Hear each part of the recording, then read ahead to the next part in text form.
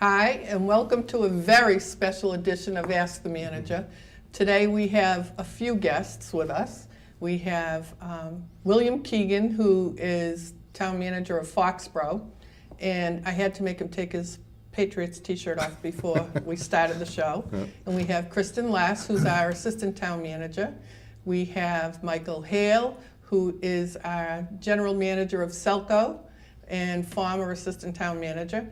And we have that guy everybody knows as Dan Morgado, who is our retired town manager, and we'll find out what he's been up to very soon. So I want to thank everybody for being here. And of course, we have our current town manager. We still call him the new town manager, Dan. The And other we guy. called you the new town manager for 18 years, so now it's his turn. It turns over between year 18 and 19. That's right. See? You can tell the retired guy, though. He doesn't wear a tie. Yeah, right. So, Bill Keegan grew up in Shrewsbury, and he worked for Mr. Carney, along with Dan and Michael. And then Kristen and Michael both worked for Dan. So there's this mixture all around. But as we sit here and talk before the show started, I realized that all of the town managers know one another anyhow. So there's just this brotherhood, sisterhood thing going on amongst them. So you worked, Bill, for Mr. Carney. You worked in Seekonk, That's correct. and Yeah. you worked in Dedham, That's right. and then you were in Hollywood, Florida. Right. And in Hollywood, Florida, you were HR manager? I was the HR and Labor Relations Director for the city. And Hollywood's an interesting place to work. What was the population there? Well, it was At the time. pretty high at the time. It was I want to say it was at least 75,000 people. It's since grown, I think, since that time. But it's the seventh largest city in Florida, so it's a big place. And it's a tourist destination. Absolutely. Yeah. And since you left, they built Margaritaville right there at Hollywood Beach, and it's quite a nice resort. And they've done a lot of renovations Right. in that area. When I think of Hollywood Beach, the first thing I think of is the Christmas parade. Right.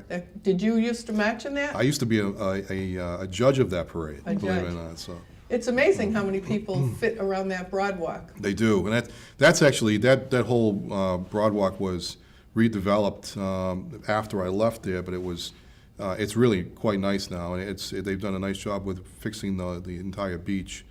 I'm headed back there actually in 2 weeks to see it again, so I'm looking forward to that. But I did see Margaritaville when it was built, and it's a huge addition to that whole area along the beach. And Kristen, what's it like for you knowing that you worked for Dan for many years? What was your title at the time? So I started working for the town of Shrewsbury in 2010 as the town planner, and then moved to the assistant town manager role directly under Dan in 2015. And then you became the assistant town manager. Yes. And you also were sort of the spearhead and the transition person between Dan leaving and this guy starting. Yes. And what was that like? It was exciting. It was a lot of responsibility. There's a lot of institutional knowledge in Shrewsbury that I didn't carry all, so I was kind of the go-between of who could I go to ask certain questions, to get Kevin his information or the residents their information. But Dan and Kevin have two totally different styles, which is excellent for me to learn both styles, and it's really been a great opportunity for me to be able to work under both of them. And Michael, when you worked for Mr. Carney and then for Dan, you certainly had two different styles that you transitioned between. What was that like for you? No, to me, it definitely different styles, but there's a common denominator in that both, and I see this in Kevin too, both have a very strong moral compass and high set of principles. So that makes it easy. Differences aside, management style. But if you work with somebody who's highly principled, it takes a lot of the stress out of the environment. And so I think that common denominator is what has given Shrewsbury the stability and the ability for the boards of selectmen to pick people with such high caliber and such good character. Speaks a lot for the boards, and it makes it a lot easier to work with the people in the building. And Do you have any regrets going to the light department versus moving to manager position? 0. You seem to get a little snap in your step when you went to Selco.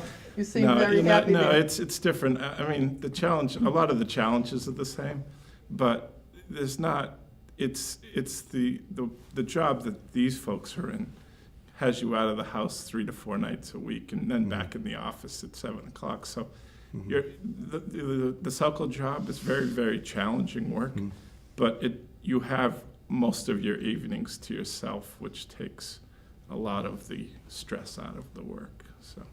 And thinking of stress and being out of the house, the retired man in the back there, what was it like for you if you think about when you first started as a manager to when you walked out the door and retired? How did things change for you? Well, I think the night work, I think being home every night is weird. And it takes some getting used to. The exciting thing about being the town manager of Shrewsbury is that it's very high, quick pace, a lot of stuff coming in, constant. And now that I'm not in it on a daily basis anymore, getting used to not having that constant, things coming at you. And that's the fun part of the job. I think every manager that's in the business, you start off on a Sunday night, you're thinking about, okay, what's your plan of attack gonna be on Monday morning? And by 1 o'clock Monday afternoon, that's out the window. And you're working on something totally different. And that's what makes it so interesting. And, particularly for a town like Shrewsbury, which has a lot going on, has always had a lot going on. The town's always run at a very flat, on a hierarchical basis. And that means you're into a lot of different things. And that's what makes it exciting. Do you miss it? I miss the people immensely. I drive by the building, and I spent 20 years plus the time when I was with Mr. Connie in the building.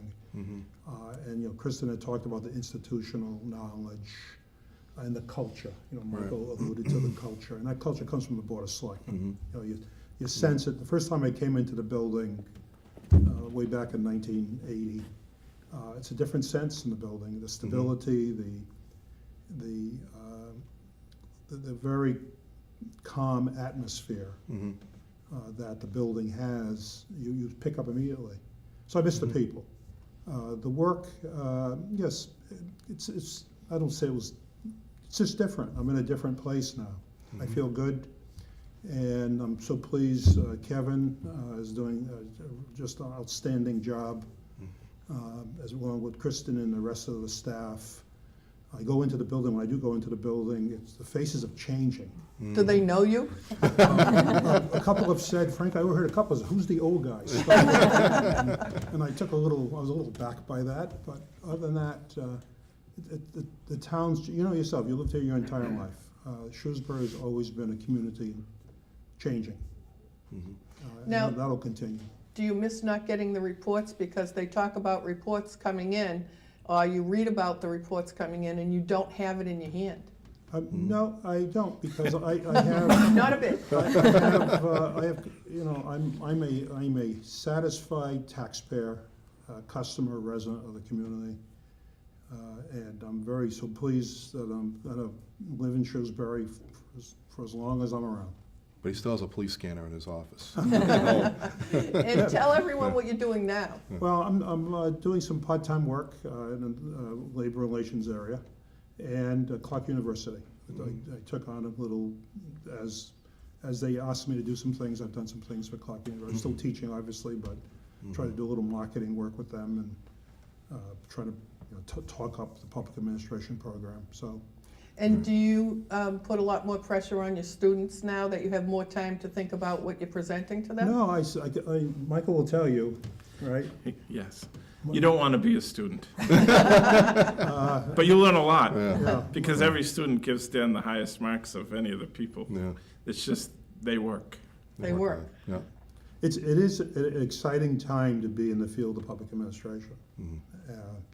And unfortunately, there aren't a whole lot of people being attracted to the profession. I know that's something that Bill has worked on, and I'm sure Kevin's been working on as well with the future managers, trying to get young people into the business, because demographically, there's a big shift going on. On that point, Dan, I attended the Mass Municipal Association meeting this last month for the first time in 8 or 9 years, and it was pleasing to see that there were a lot of young people there. Right. Now, maybe some of them were elected officials, but it was nice to see a change in the guard and the number of people coming in either to the management position. I didn't go to the town managers meeting, but I noticed a lot of young faces, which was nice. Yeah, I think one of the things that's good for the profession is there's so many more assistant jobs now, Right, and that's a way of developing talent. right. That's the farm system, so to speak. Which didn't exist when I came up in the Right. business. You know, it's just, everyone was running pretty much solo except for a town like Shrewsbury. And Mr. Connie wasn't too He eager didn't to have have an an assistant. administrative No. assistant. No. I was an administrative assistant, that's all I was. I was just the Yeah. administrative assistant. I was at the bottom of the, He Did never, you start as he never administrator? graduated. I never graduated, I never graduated. I started You as guys all- administrative assistant, then assistant two, and then Three assistant. steps you took, right? Yeah, Kristen and I were, and Tom Gregory was, no, was Kristen and I are the only He was two assistant too, assistant yeah. town managers. So Kristen, how long have you been in town now? 8.5 years. So basically, all of you sitting there were kids Right. when you came to Shrewsbury. Yep, I mean, Michael, 22, yeah, 22, right out of college, yeah. you were that young. I was that young, 24. Yeah. I was, I was 28. yeah. I was- I And was Michael, 20, we used to 24, I think. bet on who was gonna win the Shrewsbury versus Wachusett football games every year. Yeah, Oh, we didn't bet. yeah. We didn't really You don't- bet, but I did have a chance to gloat a few times. Yeah. But now that you've lived in Shrewsbury for so long, do you root for Wachusett or Shrewsbury? After all these years? Who's your favorite kid? I guess I'll ask you a question that's difficult like that. You put me on the spot. That's a tough one to Tough answer. answer. But I'll just say this, when Shrewsbury's not playing Wachusett, I root for Shrewsbury. Yeah. Is that fair? And then when they play one another, do you like bury your head? I'm quiet. Well, that was always fun because you always followed do you still follow the sports like that? Yeah, but not as much as I used to. My brothers were coaching, so Yeah. it's when they're, when they were coaching, it's easy to get wrapped up in it. And Billy, you were very young. You said you were 24. Right.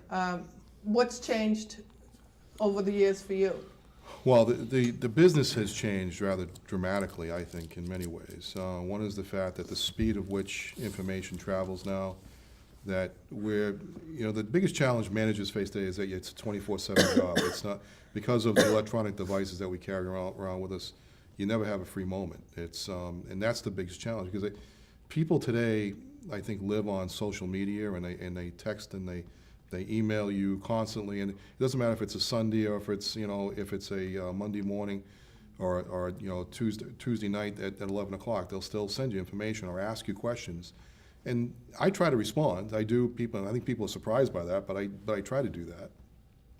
And it's just because we always grew up in that situation where service was number one, and we learned under the Connie regime that service was number one to the customer, and that was the taxpayer. So I've always kept that mentality my entire career, but it's changed now, because to the point where I think things have traveled so fast that sometimes people get impatient with you, and as much as you give them information, they still get impatient. They want it just that minute that they send you the request.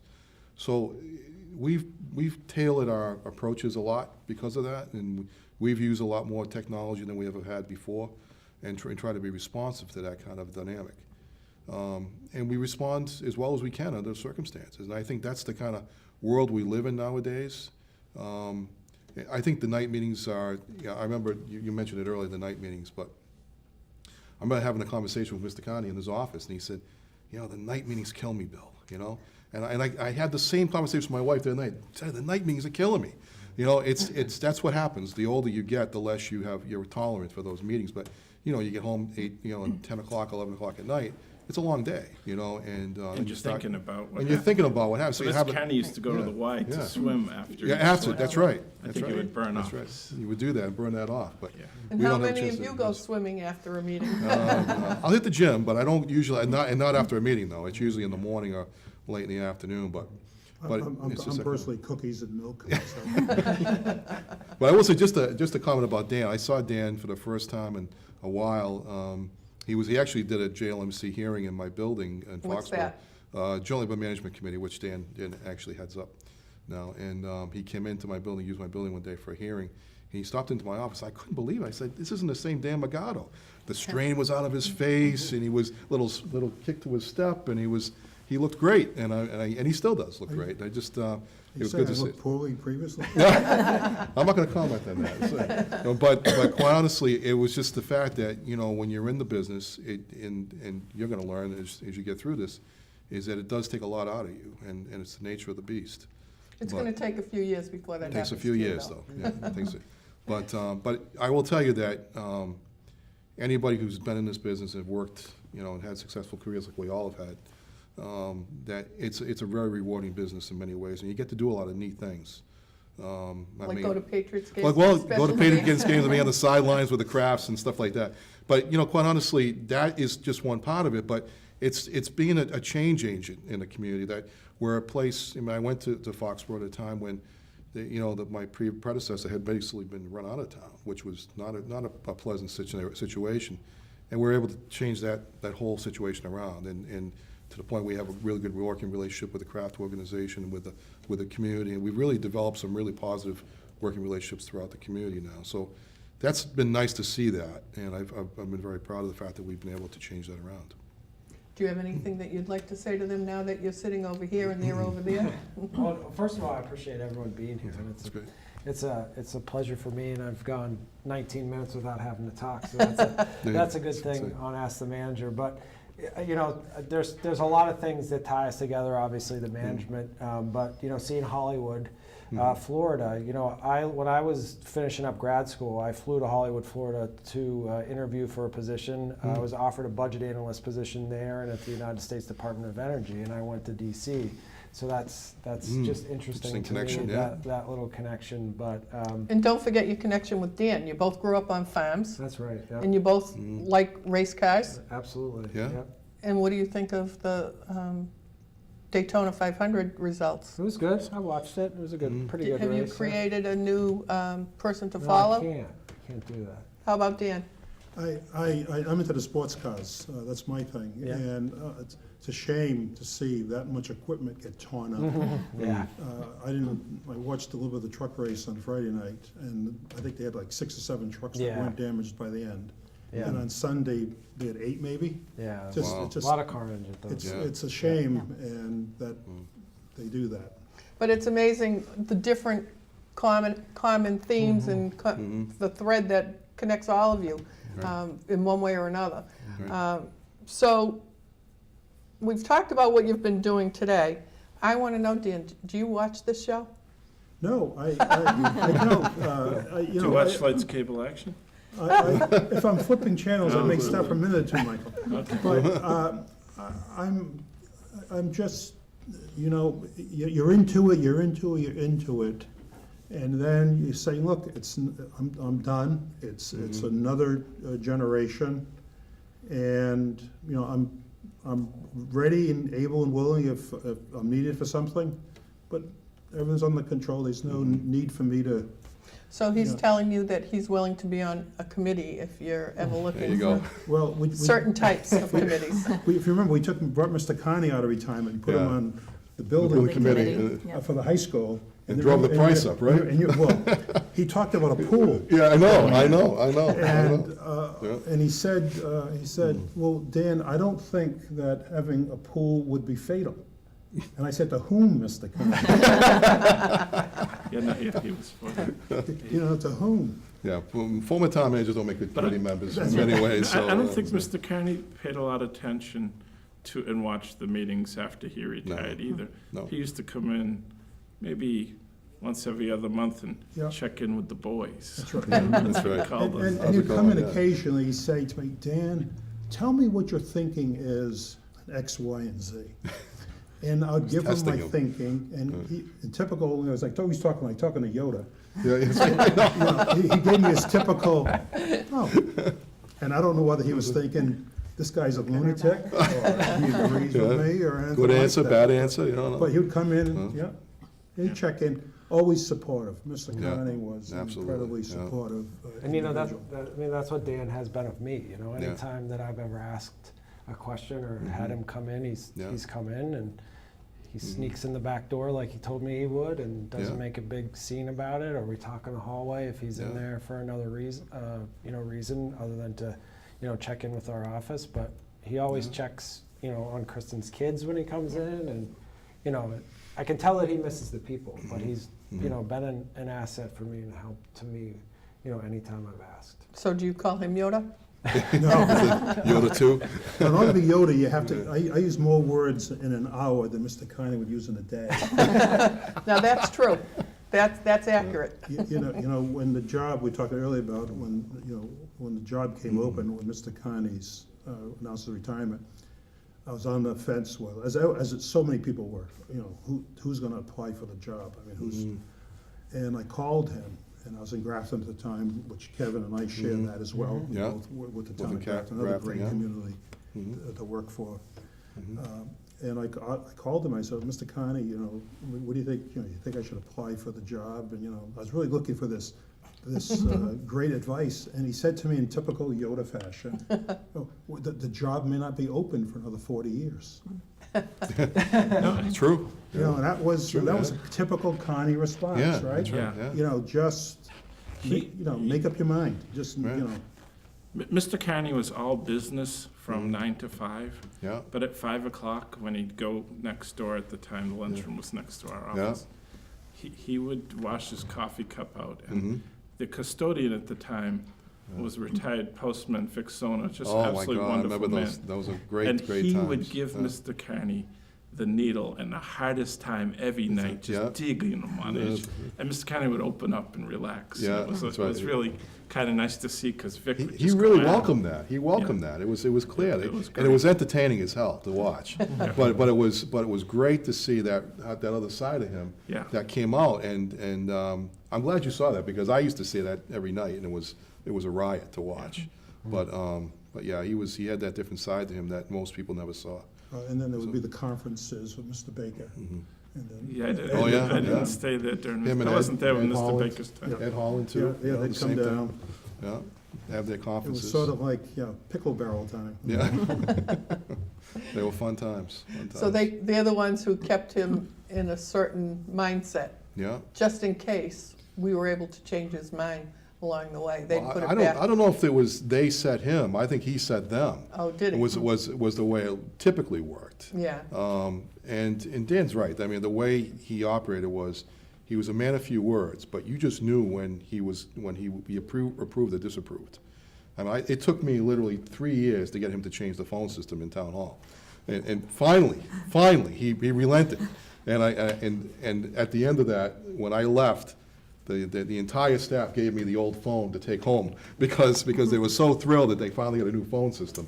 But he was that way. He was very, very careful about how he did things. And when you talk about changing the phone system, you're talking about going from the dial phone system to a push-button that no phone. one had Right. anywhere in town Exactly. except in town hall. Or Exactly. maybe his house, I don't know. Yeah. But it had been gone for Oh, my years. gosh. It was, It was unbelievable. Kevin could speak to this, but we revisited that same issue today. And Kevin, we need to upgrade the phone system. And Yeah. Kevin and I are lobbying for Yeah. whatever cheapest. It was- We just need the phone that works, that we can talk when somebody calls. We don't need. It's so any- dangerous when the technology people come in and talk. Oh, I know. It's amazing. It is amazing. It is amazing. Yeah. so, what are the hot issues in Foxborough that would be similar to the hot issues in Shrewsbury? Well, I think there are a couple of main issues that are probably facing Kevin, that are facing us, and that's the fact that people always talk about taxes and affordability and things of that nature. But I think one of the biggest issues facing the entire country now is affordability of homes. It's an issue that's going to face this generation and several generations to come. And was in Los Angeles a couple months ago for a meeting, and that was the number one issue on a national level, was housing, affordability. Not affordable housing, because affordable housing has a different connotation to it, Right. but it's just the affordability factor. And having the ability to provide housing for the next generation as well as for seniors. And by the way, it's the same type of housing, the needs are the same. It's 2 bedrooms and, little to take care of and to maintain, but there's just not enough of that to go around. And unfortunately, there's gonna be a real shortage of that right now. And you can see it virtually in every community I've seen. So we're talking about that on a strategic level to see if we can find a way to address that. But it's a very difficult question because it's the not in my backyard syndrome. People don't want to see a lot of change going on in their backyards. But the reality is that affects everybody. Everybody in this room and everybody outside of this room. So we have to address that at some point. I think, obviously economic development's a very important issue because the more we can grow our economy, the more we can offset that tax impact. And we're able to maintain services that people really want. The services that people demand today are safety, number one. Schools, number two, I think. It might shift from one place to the next. And then having good streets and plowing and good public works operations. But they're pretty much in that order anywhere you go. So we try to maintain those as the number one issues. I mean, I say this a lot to younger managers now coming into this business, that if you want to be a hero in your community, go fix your streets. Fix your streets, number one, because everybody uses your streets. And if you can maintain your streets in a good condition, then you're one step ahead of everybody else.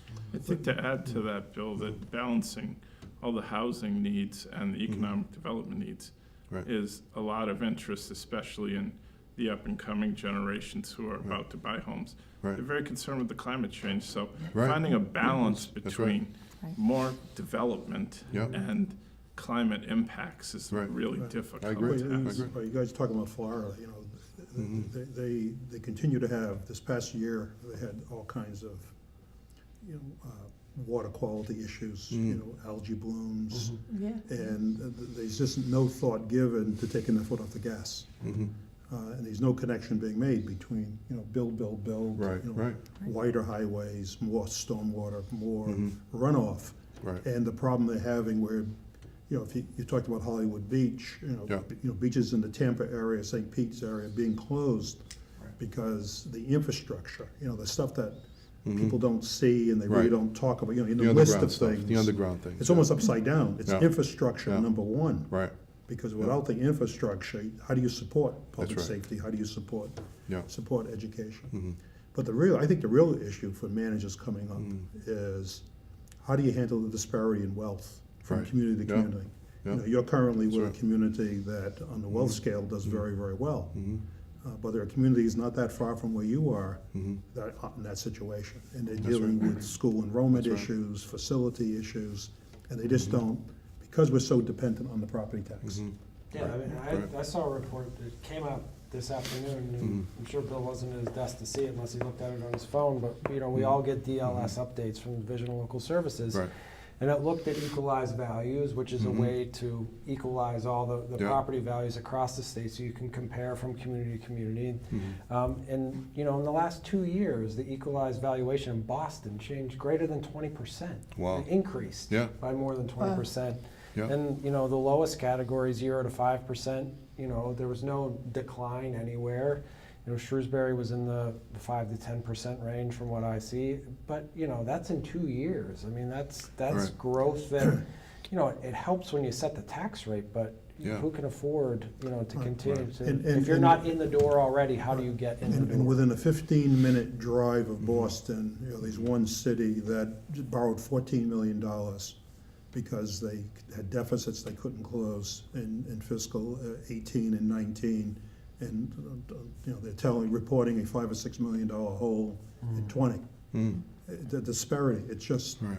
you can almost drive within a matter of minutes from one community to another, and they're in totally different situations. So does the Commonwealth participate in discussions regarding this, since they have so many mandates that they put on cities and towns? Boy, you're throwing it out to me. It's like Yeah. old times. That's right, that's It's right. like old times. You're throwing that out to me.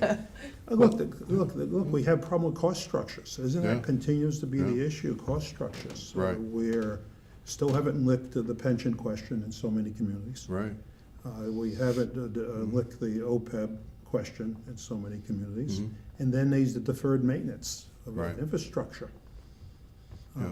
Yeah, simple things like having centralized maintenance in your operation to address, your buildings and your infrastructure and your buildings, your town buildings. I mean, Shrewsbury had the forethought of having that established in 1959, which is astounding to me, but they were one of the first in the state to actually have a centralized building operation. And all of us, a lot of us, I shouldn't say all of us, many of us have actually adopted that same philosophy in other communities, because people ask us now that we go build a school, it's $50-60 million for a school. And $100 million if you're gonna build a high school, so, or even more, and $200 million in some cases, I saw in Attleboro recently. Those are big, big numbers, but yet there's no maintenance plan to take care of that once it's in place. I think it's backwards. You gotta have a maintenance plan first, and then build your facilities around that. And Shrewsbury had the forethought to do that, and that's a great model. It's one that's worked really successfully for this community. See, that's a good point you make about developing talent in the business. One of the advantages of when I came up in the business, you had to move from community to community to community, and Right. you got to harvest Right. great ideas from each Right. of those communities, as opposed to coming up within one community. If you've only been with Shrewsbury, your understanding of what's happening up there Yeah, in the communities is a lot different. Right. Because you've done your Mhm. your various, Right. because there are communities, Different every tool. community's got some great ideas, Mhm. and being able to take those great ideas, I think, is what the advantage is of, you talked Right. about how the managers we all sort of know each other. Right, I think that's the value that comes out of the MMA and right. I agree in with the that. Kristen, conversations. you've been involved with the restructuring in town, Sure. and you've been affected by it because you've taken on various departments and so Mhm. forth. Right. What's that been like? How's that impacted you? Well, I've reached out to a lot of other communities who have done similar restructuring, so I can understand my role a little bit better. So when I started, I was the town planner. I was really one of the first town planners here and built that department. We now have a town planner and an assistant town planner under me. Now I also oversee the building inspector's department, the board of health, the senior center, veteran services, and some other ancillary uses. And I've reached out to my cohorts and other communities because we're kind of learning as we're going. So it's exciting to be able to build that, but you're also second guessing yourself all the time too. Are we doing the right thing? Are we going in the right direction? But we are a community who is as large as a small city right now. We need Right. to take those cues from smaller cities or larger communities and structure ourselves appropriately so we have the correct resources. Some of what you've taken on were natural steps for you because you were involved or you interacted with those departments Right. as it related to town planning and so forth. So I think we've been fortunate that you've been able to do that. How would you add to that as far as the changes and the restructuring? What would you share with everyone as far as the process and how it's going? Well, it's a work in progress. I mean, and it always will be anytime, we're gonna make a change like this. So we're formalizing the Department of Public Works, and, there's a lot of folks that have been here for a long time and are used to doing the things the way that they have been, and they're, jumping on board and learning new roles and, doing so, relatively happily and wanting to take those things on. So that's been wonderful to see, but it's still a challenge, right? So in Right. some ways you're creating something new that was a vision in your mind that you think is gonna work, but every meeting that we go to, I ask people to tell me, if it's not gonna work, just let's talk about it. Just tell me now, let's think about it. What vision was in my head or in someone else's head yesterday may not be relevant today, so let's work on it. But everyone comes into the meetings open, and we're trying to talk our way through it and improve communications. as we develop those new channels for folks to work within. So it's something we talk about and think about every day. And some of those changes have taken place at what would be an appropriately natural time because of other retirements, that there were opportunities Yeah. at that point. Yeah, I mean, so you get the benefit of having a strong institution that you know everyone in this room has helped to build. That's really your framework and foundation. So whenever you're moving parts and pieces inside, you fall back to the framework whenever things get rough. But you know, it's you also get the benefit, you know, to have new eyes and new perspectives when new people come in the door, and they bring their experiences in, you know, and the creation of like the different divisions within DPW, and we did a lot of promotions for that, but you know, there has been some new hires as well that have really benefited the organization. Now, Dan, was the salt shed up when you retired? I think so, yeah. Just Was this it- summer. was it- This no, summer. No, it was under construction, but it was never, You realize it's got a name, right? it's a Knipe, John Knipe Yeah. Salt Then Shed. yeah, well done. I can't drive by there without giving myself a chuckle, just knowing how many years did it take for us to get to the point where we got the salt shed? Well, again, it's a. It was a tough time. Much Yeah. needed, Yeah. but John's back. I hear him on the radio in the storms. Oh, yeah? yeah, He's plowing. Plowing. Plowing. Yeah. Flower, yeah, but expensive. I mean, yeah. everything's so expensive. I just that's one thing that, you know, the town spent $64 million on high school, and at the time, we thought that was like Yeah, different Outrageous. worlds. outrageous. And now we look at that and say, look, one of the great decisions the town made among many was the Fall Street School. And you went through that as a member of the Board of Selectmen.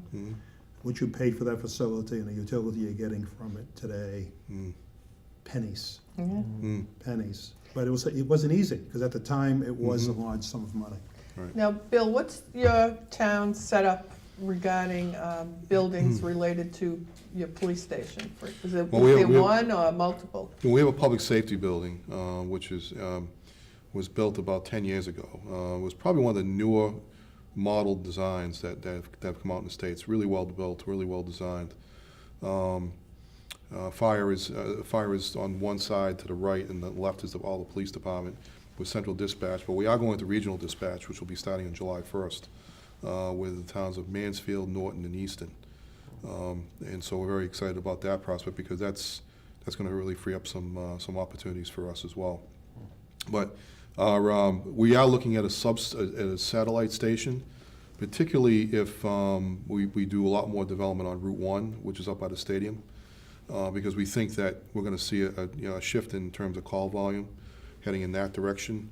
But right now, we get a lot of call volume, believe it or not, up on 495 and 95. And so we respond to that a lot, but our station's located pretty far on the other side of town. So we're looking at that. We've actually secured some land from the state to plan for that. And now it's a case of securing the dollars for the station, which we think, if we're fortunate enough with some mitigation with development along Route 1, we might be able to offset that cost. You have one So- fire station or One multiple? fire station for the Really? entire town, yeah, one station. And how does that work with all the traffic? It's believe it or not, the traffic is pretty much restricted to Route 1 on game days, during major events, concerts, et cetera. But the rest of the town, 140 is the major thoroughfare through town, and that can sometimes get bottlenecked around 5 o'clock at night. But there are enough roads and other routes around that you can get through that without major problems. But it's a challenge. It can be a challenge at times. So if you build another station, will that be fire and police again? No, it'd strictly be fire. Fire response is these guys know, it's all geographic and how you locate the station and how your response times. But it's police stations. You can pretty much locate them anywhere, because the officers are located in the cruisers throughout the town. They can be dispersed from various locations. But it's the call response time that's key in medical response and emergency response. And your ambulance company, is that private or? No, we provide our own ambulance service through the fire. We have all paramedics on our department. It's probably one of the finest fire departments I've ever had under my management. And I will tell you, these guys are just terrific. We have a great relationship. They do a great job, and the number of calls that they get, they set the money aside into we put money into a revolving account, and we actually draw off that to replace the vehicles, as well as help pay for some of the positions. So you have paramedics that work as paramedics, not as fire No, paramedics. they're firefighter paramedics. They are They do both. firefighters too. They do both. And they do that in Westboro, I think, too. Right. We have 8 people per shift. We just received a federal grant for 4 new firefighters, so we'll be getting that over the next 3 years, and then we'll own that grant. But that was a way to get that up to 8 people per shift. So works out pretty well. So is similar as a lot of departments are, or towns are. They're different in their structures, and the structure is always changing. Well, Dedham was exactly the way that Shrewsbury is. When I was in Dedham, Fallon Ambulance ran our ambulance, and so it was the same setup as you currently have here. Yeah. And we have a great relationship with UMass. It's no cost to the taxpayers, and we just signed a new 5-year agreement after I came on board. That was just getting wrapped up. So we definitely benefit from that right now. Mm-hmm. And plus, we're right on top of UMass, so Right. it sets us into a different opportunity. And I think a big Correct. part of that is the education that the EMTs receive, and they're led by an emergency room physician focused on emergency management. So I think sometimes things work out just based on where you are geographically, too. Well, and it's interesting too that right now, I mean, you have the structure you have, but finding paramedics paramedic firefighters nowadays is really hard to find. They're really hard to find. It's a real shortage right now, and we've actually we're trying to team up with Dean College to provide that training so we can actually get people ready and in a position to join our operation when they get out. So we have a sort of a bench developing over time, but it's an interesting thing, because you would think that people would jump on that into that type of job, because it's a great job, but the problem is there just aren't people doing it. They're either getting into nursing or they're doing other I medical. can't imagine wanting to be an EMT and wanting to fight fires. Yeah. Like, I think there are people, I'm sure, that would want to do that. Right. But if you ever put me into an EMT position, I'd probably be able to do the job. If you put me into a firefighter job, I think, don't wanna no touch way, it, yeah. that's too scary for me. Right. So You got to be I the right think person for it. You no do, question. and I think it takes a certain personality to be able to capture that, because back when we switched to the type of ambulance company that we have now, the firefighters didn't want to be responding to ambulance calls, and they were the only ones at the time. And now I think we have firefighters that have an interest in, when they respond as first responders, they're extremely valuable, and that's their talent, and those are the unique personalities that you're talking about. Yeah, it's a different world now than it was 30, 40 years ago, where it was strictly fire. Now it's just the opposite. It's medical first and fire second. So now, Chapter 40B, a lot's happening with that, it seems, but my question to all of you is, when you think of 40B, and we all put our backs up because we don't want 40B, or we need 40B, we need to get our 10%, but yet there's 8 in 10 communities don't reach the 10% requirement, and there are some communities, as you get to Western Massachusetts, that are nowhere near meeting their 10%. Do you believe that 40B, if you think 30 years, a lot has changed, do you think 40B should change or be amended in any way? Do you believe that it's good the way it is? What's your perspective on that? Mister in the back seat there without the shirt and tie. Look, again, 10% 40B, 10% was a number that was picked out of the air. Right. And the problem we have with residential growth is not being able to handle the problem. How do you service the growth? if 40B came with a mechanism to service the growth, then opposition to that kind of housing, multifamily housing, would greatly be reduced. Because that's the concern everyone has. Everyone says, what impact is 200 units or 250 units going to have on our local school system? Because where people want to build is where people want to live. And there are already people there taxing the services of that municipality. That's the problem. The problem, in Shrewsbury's case, Shrewsbury was penalized because it had such an open approach to housing. Because so much multifamily housing was built in this community as a matter of right, as opposed to being forced through 40B, the town actually incurred a penalty because of that. Right. And that's wrong. So here we go. So with the It's like old times again. with the 40B, Again, we have to explain, 40B is a law that allows a developer to do what they want. To Circumvent to a certain zoning. extent. Yeah. To circumvent the local zoning. Zoning, right. Zoning acts, zoning But not the regulations. not the zoning building bylaw. code, not the Not building the building, code. but the Not the zoning. So, Right. so my point is that these codes are put in place for a reason in a municipality, but yet they can circumvent it, and why is that right? Well, it's because there are communities that set up artificially difficult. Barriers. Right. But the thing is, the 40B program doesn't penalize those communities. Because if you never build housing, you're not subject to the 10% penalty. Right. Kristen did quite a lot of analysis of this when she was working strictly as a planner. Yeah. Because of all the construction Shrewsbury built during the 80s and 90s, for every 100 single-family homes that were built, we incurred a penalty of 10 units.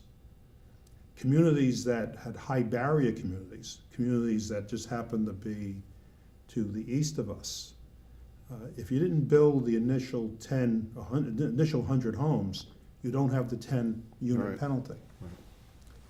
And that's the problem with 40B.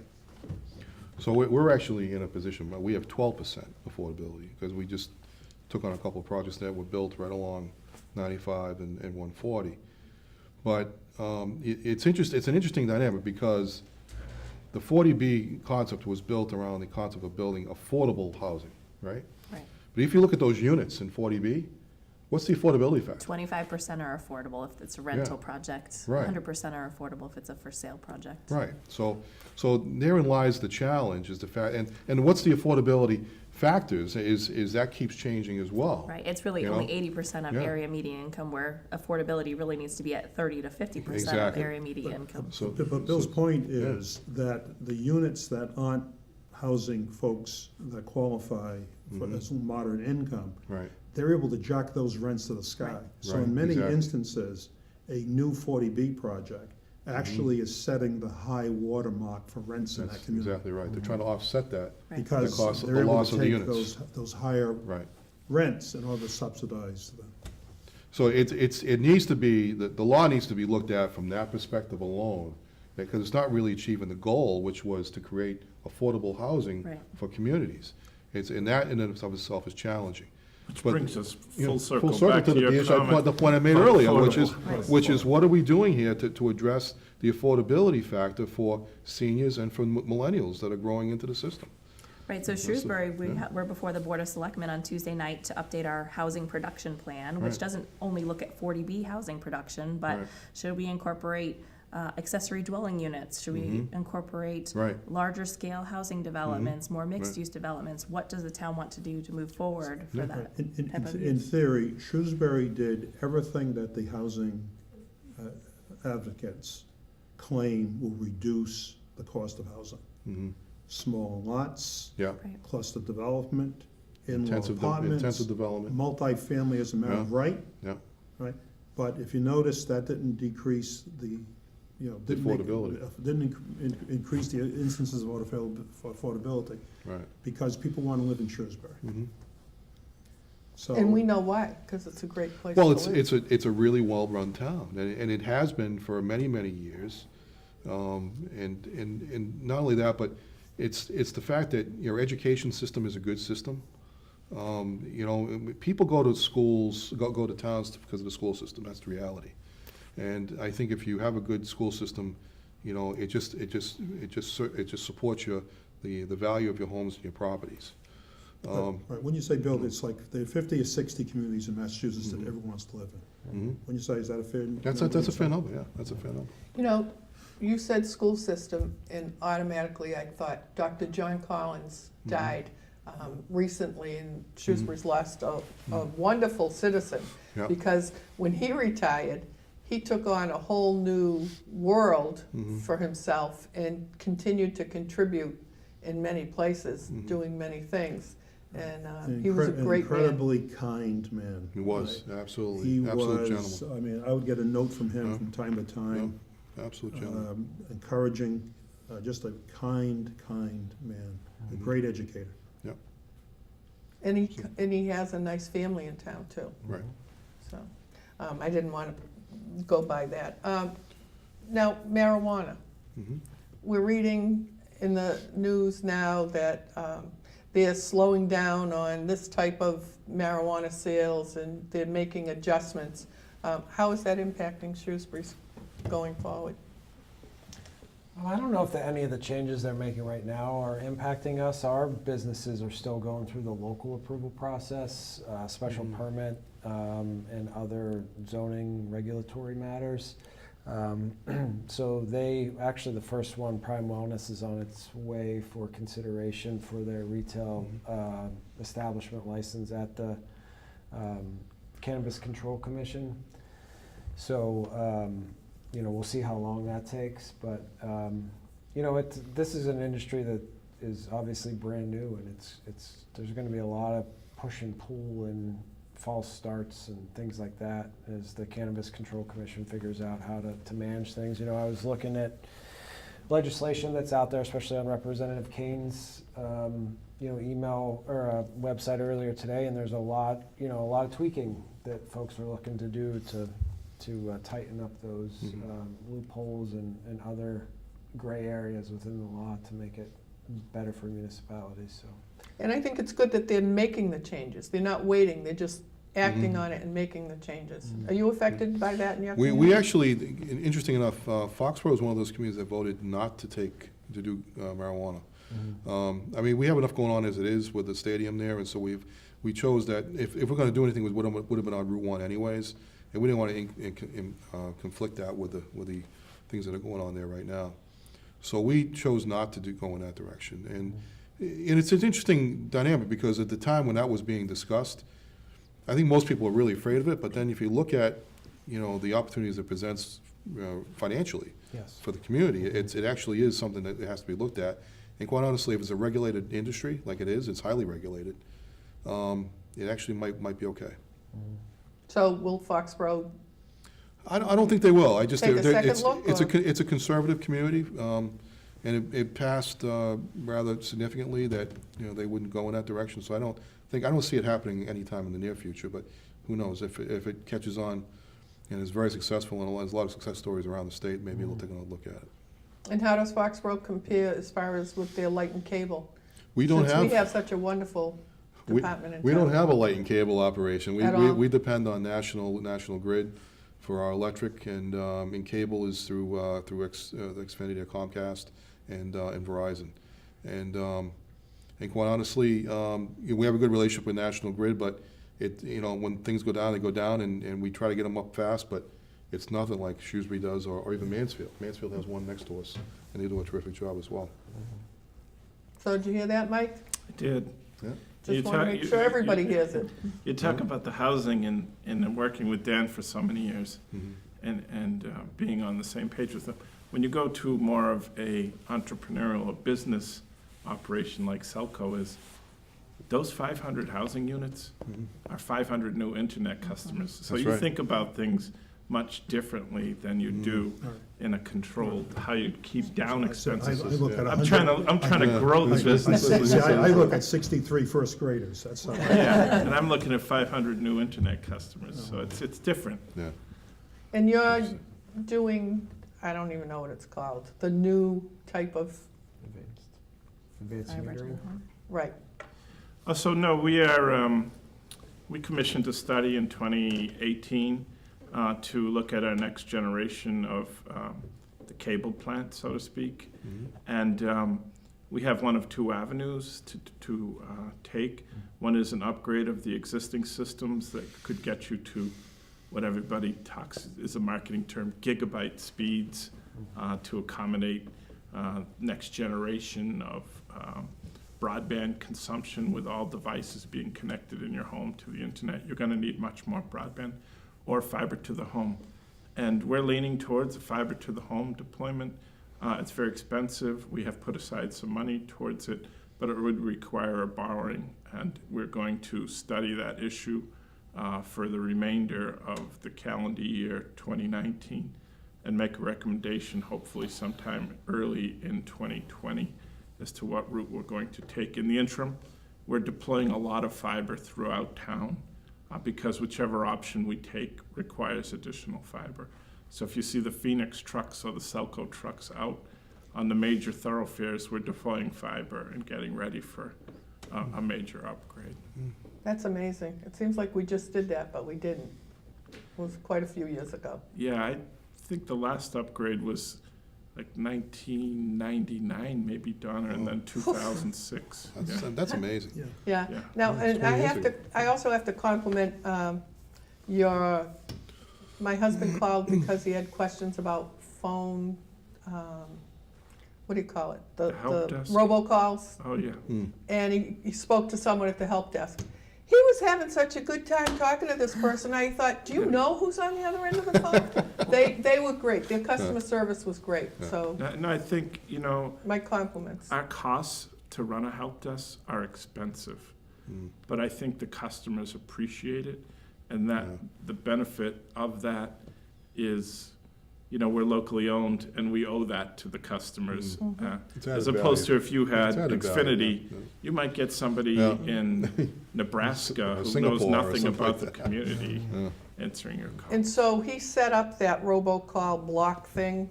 Yeah. And I have to tell you, I lost count after 6 today that were blocked. Wow. Where you just don't answer on the first ring and it It goes away. usually rings But the- twice, but- and then it goes away. Right, and there were at least 6. I lost track That's after amazing. that. It's just crazy. Yeah. So the system works and it really does help the homeowner. And the customer service is great. And I'm losing track of time. And I hope everyone enjoyed this show, and maybe we'll have to do it again sometime in the future. I didn't even get a chance to ask, do you have beetles, Asian longhorn beetles? We do not. We do Oh. not. We never. And we And may we they hope to never not come have. to you. We never get them either, for that matter. So now I think I've covered as much as I can in this hour, and we'll probably have to do this again sometime. But thanks for watching, and thanks for being our guest today, and we'll see you next time.